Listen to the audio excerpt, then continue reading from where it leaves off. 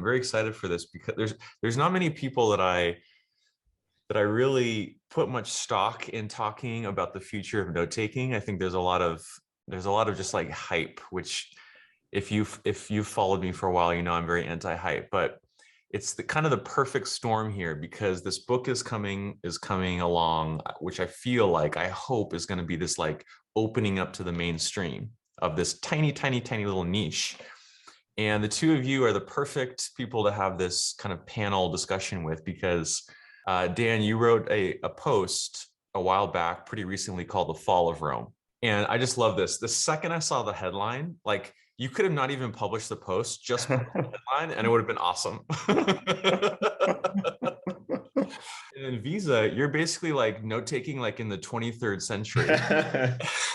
You're just like doing things on Twitter to create a sort of public second brain interlinked threading extravaganza that I barely claim to even understand, but that you just seem to shape and hack in ways that I think in somewhere between 5 and 500 years are just going to just be like completely natural and like kind of built into the way we think. I do think that it's very natural to want to share things with people. And I mean, so I guess some of us might be a bit ahead of the curve on that. How early in your note-taking process do you want to share stuff with people? You know, it's easier to get distracted in a random chat room than to be working on my stuff privately in isolation. And there's sort of like this sweet spot in between where what if like part of the chat room is part of your notes stuff? And so it's almost like productive procrastination in some ways, like making friends with the people in the spheres of the domains that you care about. I just love your vibe on Twitter, Visa. The light touch that you have, you don't take it too seriously, but there's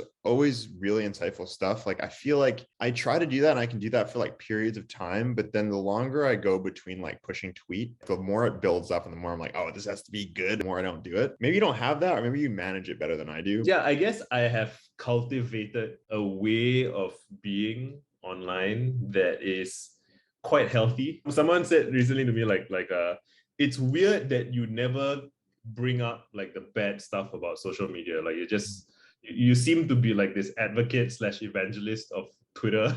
And like their experience with Twitter is, oh, it's a freaking hell site where people are horrible to each other. I'm like, oh yeah, that's also true. But it doesn't occur to me to bring that up because I'm just so focused on trying to use the internet in a way that is useful and healthy and fun to me. I am kind of curious, how much are you thinking about the future of note-taking? Let's say broadly in terms of like where you see it going, like culturally, but then also just like personally, like are you tuning your system now, or do you just have something that kind of like works for you and you're just kind of like, that's what it is? So I have a theory. I want to present a little provocation for you guys to respond to. So here's what I think is happening with the note-taking world. Okay, basically what I think is happening is I really think in terms of generations. There's these clear like technological waves, right? Like there was Lotus Notes, and then Microsoft Word was just so dominant, just dominated everything. Then there was Google Docs. Then there was Evernote. And then now there's, Rome and Obsidian. Like there's these very clear, you could map them on a timeline, sure, right?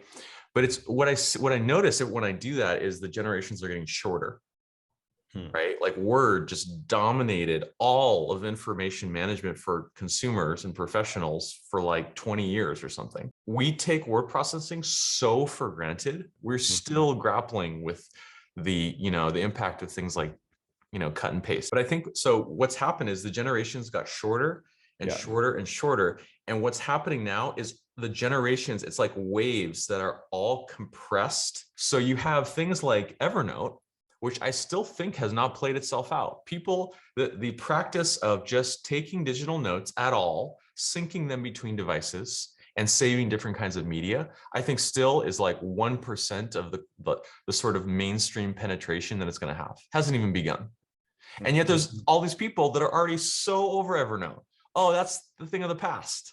And now we have the new thing, but now there's people already tired of Rome, which is the new thing, onto the new thing. So it's like all these generations of tech adoption are being hyper compressed to the point that we're almost like speaking different languages. Well, part of it is the like technological development cycle, right? Like the amount of time it takes to come up with a new feature and ship it to everybody compared to, so like when it was Microsoft Word, they had to ship it physically, manually in like CDs or whatever, right? So when you want to update the product, you have to roll out the whole thing. Whereas now there's like software can ship an update overnight. Yeah. And people can also discuss everything in real time compared to, I don't know, last night you might have to wait for a magazine or a book or something to hear what's going on, and now people can ship in real time. So we really are kind of in this bubble basically, or like this early adopter class of people. Like everybody here is in the future, right? Yeah. And there's so many more people who haven't even thought about this, right? I think that's the major implication of what you said, Tiago, that makes me feel good, and it should make everyone else feel good, is like we're living in the future already. Even if you kind of like know just sort of the basics, or you're thinking about the basics of note taking and Evernote and that kind of stuff, like you don't have to make up something totally new. And that relates to me a lot to this like quote that you hear a lot about people who start companies, which is like, if you want to start a company, you have to live in the future. And just by kind of participating in this kind of an ecosystem, if you believe that a lot of these principles are going to affect people all over the world eventually in the decades to come, like you're there already. You don't have to make anything up. And I think that's kind of different from what you expect when you start to think about like, oh, like how do I create the future? How do I live in the future? It's like, oh, I have to come up with something new. It's actually, no, it's here. And the cliche is it's not evenly distributed. And I think that's true. Yeah, it's like you have to live in the future, but not too far in the future, right? Yeah. And I think that's another thing we're seeing is like when I see people on Twitter being like I can't even understand what they're talking about. They're like, oh, this app doesn't have two-way bidirectional, end-to-end encrypted automatic syncing. I can't use this. I can't write in this app. This is useless. I'm just like, I think you may have overshot. People write books in Microsoft Word every day. Mostly that's still what they use. People, who didn't even have computers wrote books and created plays and pieces of art and these things. That happened and is happening. The bottleneck of your creativity is definitely not that crazy far-flung feature that you think you need. It can still be a hard sell sometimes to persuade some people that they should publish something online of any kind. Like I'm always an advocate for, like, do you have a blog or a YouTube channel or a TikTok, like something, anything where you publish stuff? And people think they're late. They think that, blogs have been around, or are blogs dead, or are we late to YouTube? Like, it's been around for almost 20 years now. And I'm like, no, we are seriously still in the early days of everything. And over there, I guess the bottleneck is no longer your phone or the app or whatever. It's like whether you have the I don't know if courage is like a strong word, but like whether you just have the guts or the inclination to like just write stuff, share it, make stuff, put it out. The amount of time and thought that you put into something, like especially sort of a creative work, I think one kind of depends on your goals, and two kind of depends on where are you in the creative process and what problems do you need to solve.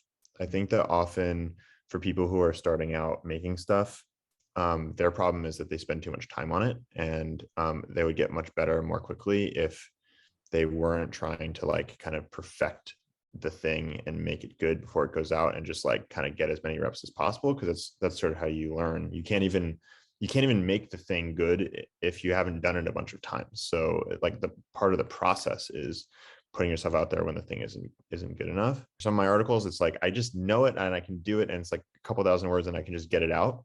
And some of them I'm like, wow, I really want to make this great, and I really want to spend a lot of time on it. Like Tiago, so you said it took you 3 years to write your book. At the same time, Tiago, you get a newsletter out every single week, and you've done that every week for years. And so I think really paying attention to like what you're trying to achieve, what's the job of the thing you're trying to produce, and also paying attention to like what you need. Where are you in your own process? Because the earlier you are, the less time you need to like be editing basically, but the later you are and the more you're trying to like produce something that really stands the test of time, maybe the more time you need to take on it. I really like how you're pointing out that there's like this almost bifurcation of like amount of time you spend on a piece of work, and like work that gets put out without as much time. Because, even when I was working on my second book, I got a bit obsessed with trying to write the perfect book for, I can see Tiago's face already. It's like, you can't do a perfect book, because at the point of time when you're writing it, like, you don't yet know until you're done with it. And there's like this infinite research you can do, infinite reading you have to do, you compress everything, it can't be done. And now that I'm done with it, I realized that I spent so much of it in more isolation than was necessary. So I do think that working on a book for more than a couple of years is good, because you really get to experience it in different moods, different states of mind, different points of view. You get to question everything.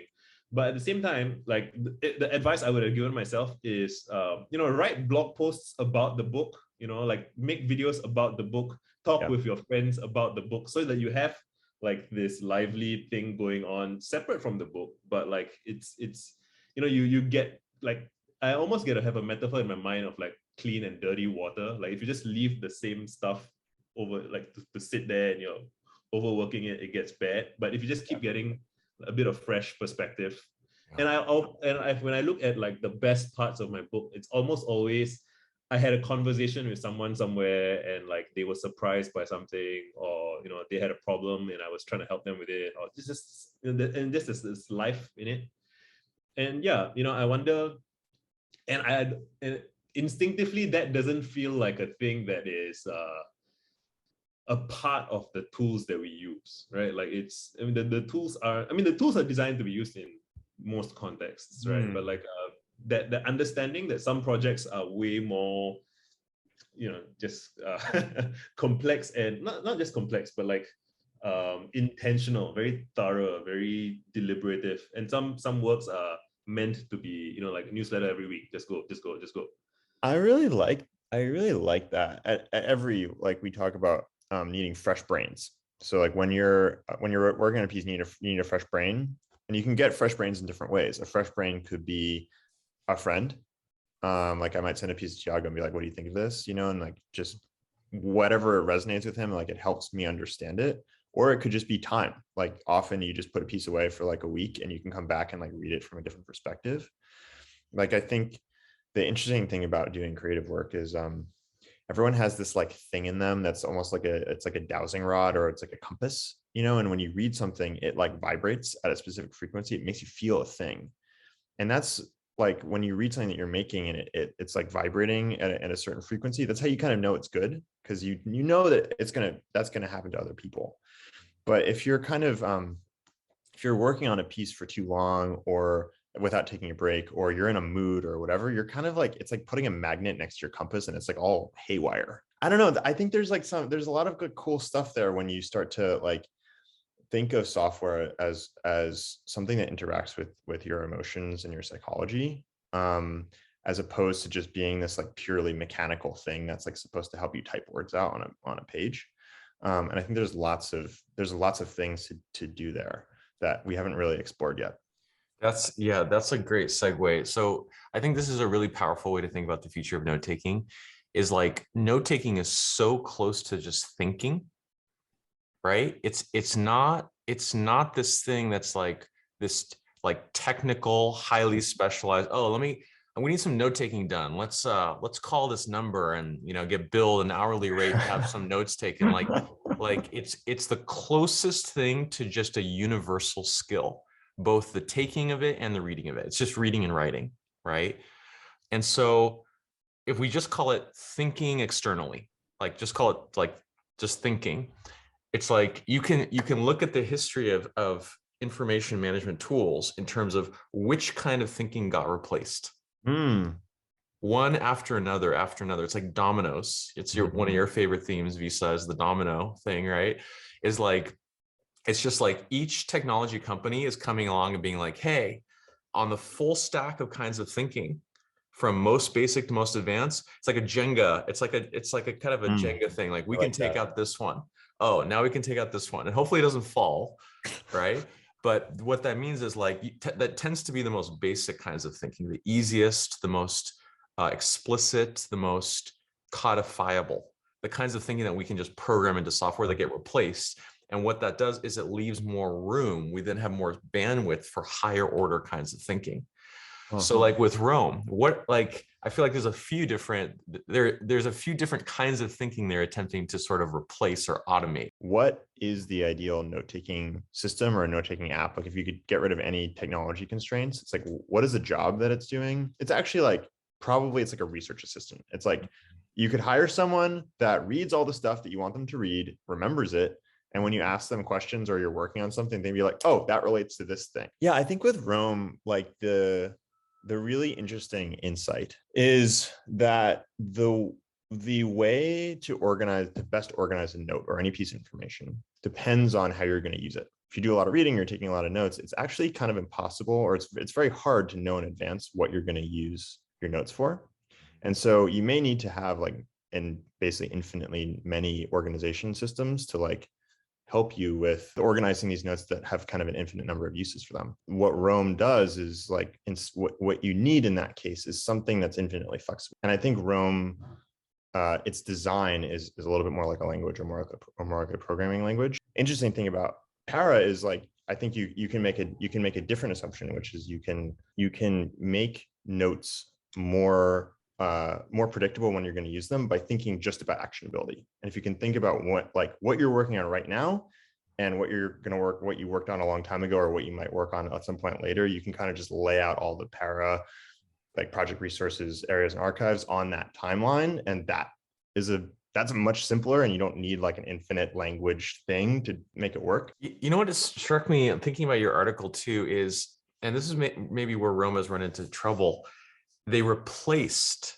certain kinds of thinking with other kinds of thinking, right? So, okay, now you don't have to go through and find all the mentions of this specific term, but you have to add these double brackets everywhere. You don't have to, like, I don't know, it seems like people always refer to the manual work. There's this sort of like, I don't know what you call it, knolling or gardening or like linking or like building. Like you always hear people spending, and they seem to enjoy it, spending a day or multiple days just like lost in their Rome database.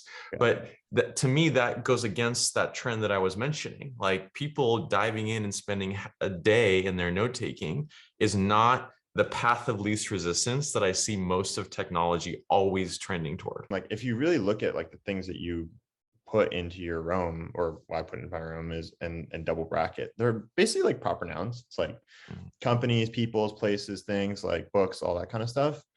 And it's nice to have the like infinitely flexible language thing, but Rome could do a lot of work to just give you a taxonomy of like, here's all the books that you mentioned. That's kind of a first step. It's like being able to see this like taxonomy of things that you can that are proper nouns that you want to search for. And then there's this whole other thing of like resurfacing things at the right time, which I think is actually really interesting and should be more automated. Man, I don't know how many people know Sadhguru. He's like this guru figure, and he was on Joe Rogan's podcast recently. And anyway, he was just talking about spirituality and like living a good life, like for common people. And he was just to do the parallel, it's like 90 to 99% of people don't really care about like really esoteric philosophy and spirituality and be like, what is like the meaning of meaning and all that really tricky stuff. Some of us are obsessed with that stuff. Some of us are like, oh, we're put on this earth to do that sort of work and to get to the truth of truth, or whatever that means.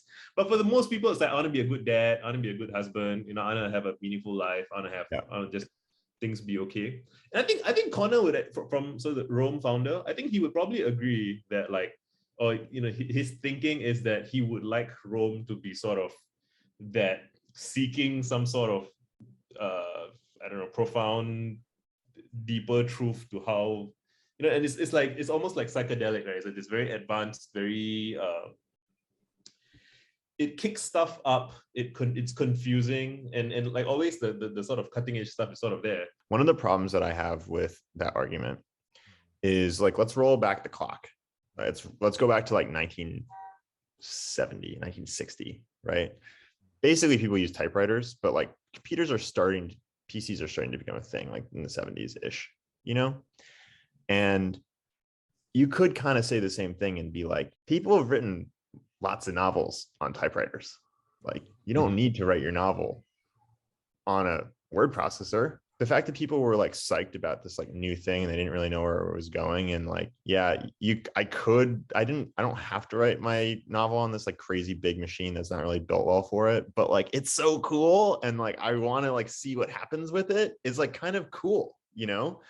And I'm curious, like, yeah, how do you kind of square those two things? Do you think you would have been the person like being like, you should use a typewriter? Or do you think you would have been like into PCs, and why? Like, what would be the right move? Yeah, that is a great observation. That's a great observation. And people use it against me. They go, oh, well, you know, people have been note taking, I mean, since Sumeria, like in their tablets. Right. Why? Like, why even use computers? I, in fact, spend quite a bit of time trying to justify why note taking should be digital. There's a powerful contingent of people that are like, papers, the OG papers, the original computers are just distraction machines. And, you know, there's some good points there. But here's what I would say is like, so like word processing, let's use that as a like archetypal example, because it really did change everything. Mhm. Right? Like even the most conservative technophobe writers, they use word processing, right? Mhm. Even people like George R.R. Martin, he uses a 1984 computer program, I think called WordStar. And he still uses it to this day. He has to have like an old vintage computer to run it. But it's on DOS, I think. Yeah. It's still computer word processing, right?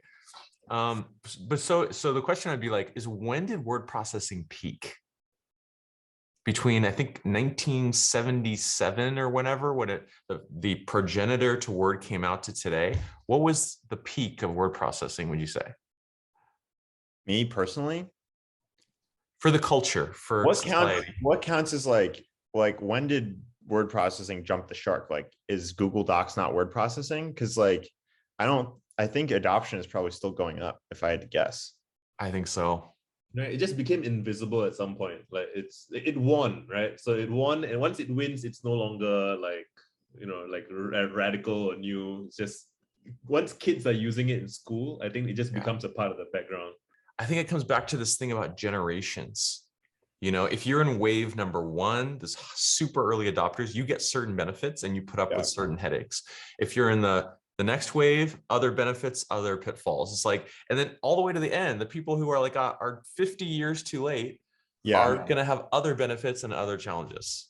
This is actually kind of what where you're leading me. I think that there's this wave phenomenon of like, there's new technologies coming out all the time. And that's kind of like what's happening in the environment. But then internally, I think everyone has a set point about like what kinds of technology they're into. Like, am I super, super early adopter? Am I super, super like I just want to use old stuff, or I'm kind of in the middle. I'll basically use stuff if people have been using it for a couple of years. And wherever you sit on the adopter curve is going to interact with whatever wave you're on. And I think honestly, you can probably create good work no matter where you are in the adopter curve. But there's like lots of people who are like where you are in the adopter curve. Like, I think I'm maybe a little further ahead of you, Tiago, in terms of like what I like to do in terms of my adopter curve. And I can like do creative work, and I can write about doing creative work at that place in the adopter curve. And I think for you, you can do the same thing. I honestly think that you have a bigger market. There's just a lot more people who sit where you sit on the adopter curve and are going to be more into Evernote because of that, because it's just a little bit older, and that's like where we are right now. I would say I used to be more frontier-ish, probably when I was younger. Oh my God, I'm like 32 years old, and I'm saying when I was younger, right? When I was like 20, and I had no body of work yet, right? So it's very easy to start something, to kind of spin up something new, and there's no switching costs because you don't really have like meaningful material to switch. Whereas now it's like someone can tell me, oh, you know, like Obsidian or something else is really good. And I'm like, I believe you, and I'm not going to switch, because there's the time it would take me to sit down and start figuring shit out and start transferring stuff over. Now I got like 7 different things open. I still think that if something really makes a substantial kind of leap forward in some domain, I'll probably end up switching eventually. But I don't feel obliged to be like, oh, I need to be on this and kind of keeping up. Yeah, I think you guys both pointed to something super interesting, which is people definitely move in cohorts, right? Like if you look right now, almost all the best-selling authors right now use Evernote. It's incredible. They all use Evernote. Why? Because they all started their writing career, and that period of intensive note taking where it's sort of like they were building up their knowledge base from like the current writers from like 2007 to 2015. That was their initiation, right? And people that are sort of coming into their career after that point are going to be using something else. And it's this interesting thing where it's like when you first try something, it makes sense to try many options. It's like dating. Like you should date, when you're dating, you should date a lot, really diverse, different kinds of people, even people you don't think you'll like. That's just what makes sense from like an information. It's like explore and exploit, right? But then once you find a person, and this is the phase I'm in, it's like the optimal strategy is to like massively settle and like settle down and like be conservative. And so maybe that happens with note taking. Like there's just a period when you're first getting into it where it actually makes sense to change frequently, try many things, take a lot of notes. But then once you like, I noticed this, once you've built up, say, a few thousand notes, one more book, one more article is not going to somehow magically create this breakthrough for you. You need to just capitalize on that body of knowledge. You have to move it down the pipe to other formats and other forms. Otherwise, you just kind of stay in that like researching phase and never move on to anything else. Yeah, I think the same is actually true for productivity in general. I think people tend to go through a phase when they're starting their careers, or maybe they're at a point in their careers where they just got promoted and they're like, it's like, wow, I really need to like figure out how to like get this work done. And that's when people get super into productivity systems. And then they usually like, and they try a bunch of stuff, and then they usually find something that works. And then they kind of move on to like just doing the work. And moving down the pipeline point, I think is profound almost, right? Like just, and you can probably go back to the Sumerians, and there's probably some guy who's trying to come up with, we need to invent like a slightly different alphabet and it will save us strokes. And the other guy's like, just do the thing, just get it done and move on to the next thing. And yeah, you know, and some guy may have invented the new strokes that save the next batch of people some time. But like, so you got to ask yourself whether that is your life's work for you, or like that is just the thing that you want to do, or is it like a compulsive thing where, you know, you didn't choose it and it just seems like that's where exciting things are happening. And yeah, you have to figure out what excites you and what you are doing it for. So it seems like there's I agree with all that. There's two things that it seems like have changed though. One is it used to be those decisions were made for you. Like your institution, your neighborhood, your city, your government, your school just chose, okay, now we are on Microsoft Office. Oh, now we're on Google Docs. Now we're on this, and you just accepted it. Now it's like each one of us individually has to choose, which generation am I going to adopt? Which cohort am I going to be a part of? Am I going to take the risk of leaping from this generation to that generation, and with all the learning that is entailed? And then the second thing that's changed is the generations are closer, so you can make the leap. That leap is now not a decision you're faced with once every 10 or 20 years. It's like every 18 months there's a new generation. Back to the dating thing, and also if you've ever seen like queue theory, like when you're choosing which queue to join to get to the counter, right? And like sometimes the worst thing you can do is to just keep switching queues. Yeah. Like you want to, because new things come, and then you go into the back of each new queue each time you switch. So sometimes like after you've just looked around a bit, you got to just stick to the queue you're on, even if it's not the fastest. Because if you then switch, you got to start all over. And it's like the same thing, right? Like once you pick a cohort, it may be, which seems, you know, it almost might seem slightly defeatist, like that you're gonna like to decide to settle down basically after a period of exploration. Yeah. But yeah, you know, I think it's very dangerous. Danger might be an extreme phrase, but like it's very seductive to be stuck in explore mode forever. And yeah, you can really spiral off exploring forever. And the market will indulge you now. If you want to explore forever, it will just keep showing you new exciting things to do. Yeah.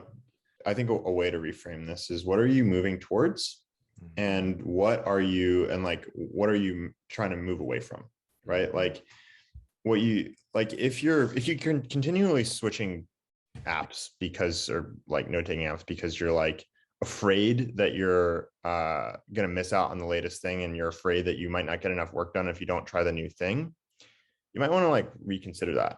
If you're doing it because you just like trying new stuff and that's like what you are into, it's great.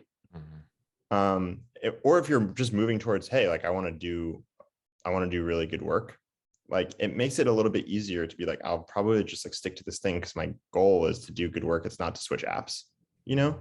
Yeah. So if you have a pretty good idea of like what you want to do or what you want to accomplish, it makes it much easier to kind of like cut through and be less reactive to things that you might be afraid of that you're trying to like get away from. I have this theory. I think one of the biggest misconceptions and most widespread misconceptions in this entire field, and I don't know where it comes from, there's this pervasive belief that the general trend is going to be towards one app to rule them all.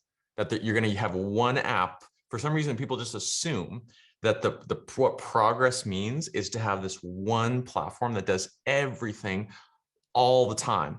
And if anything, when I look at the tech landscape, if anything, over time, I think we're going to use more and more and more different kinds of ever more specialized information management tools for ever more different use cases. What do you guys think? Yeah, I blame sci-fi. I think sci-fi historically, sci-fi they never show you like on Star Trek they're messing with, oh, does this connect? No, it doesn't. Can you use a different device? Oh, it can't. Like they just remove that stuff out. So in people's imaginations, like, oh, everything's gonna be so elegant and beautiful, and I'm not gonna have multiple file formats and multiple devices. Like, I'm looking at my own, like I got the latest MacBook, and it's like I got this dongle here with like the USB thing, USB-C. Oh man, will that be solved? I don't know. It doesn't seem likely. Like, I hope so. It will. I hope it would. But I guess, yeah, we just want to imagine that it would be nice to not have to worry about these things eventually. But I would not. If I were to bet, I would not bet on. Which is kind of sad, right?